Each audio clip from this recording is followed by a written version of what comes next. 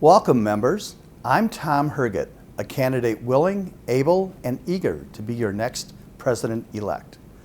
My qualifications to lead you and the organization include nearly 45 years of business experience, current working relationships with key partner organizations, an ability to manage, organize, recruit, and deliver, and an employment status unencumbered by any obligation.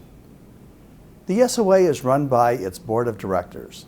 The president presides over the meetings but does not dictate the directions of the board.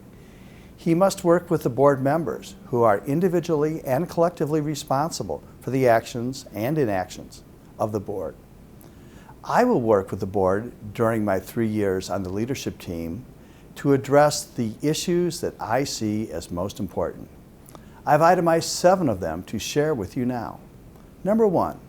Fiscal fulfillment.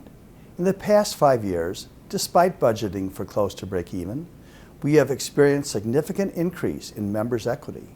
We carry too much surplus for an organization with relatively predictable revenues.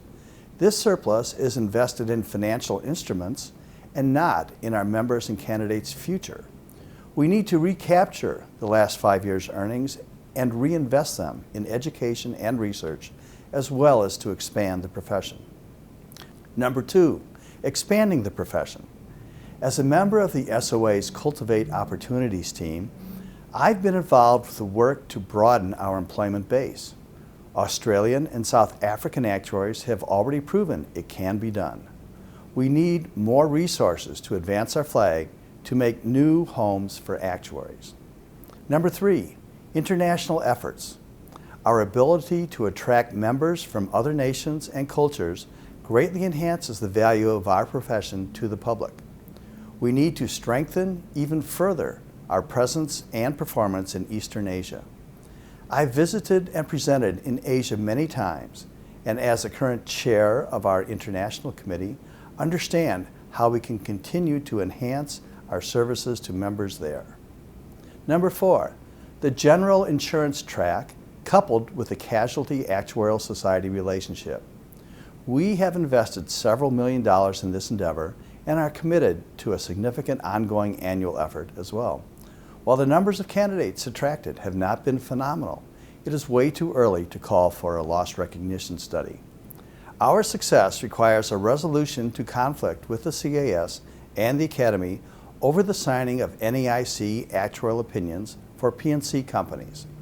Once this conflict is resolved, we can then turn to defining a new but still collegial relationship with the CAS.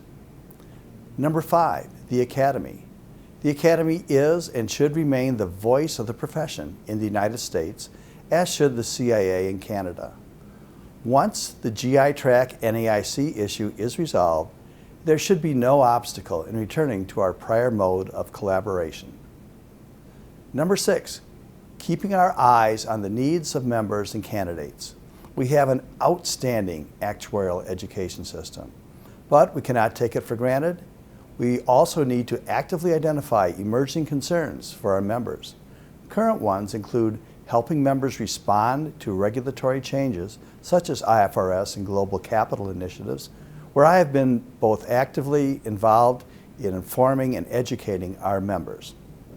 Number 7, public pension funding. This will continue to be covered by national and international press outlets such as The Economist and The New York Times.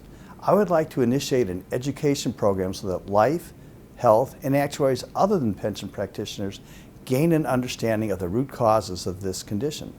This will enable far more actuaries to talk to their neighbors, friends, acquaintances at the grocery store as to what the issues and consequences are. I hope you will give me the chance to address these issues as your next president-elect. I hope you will check the Herget box come election time.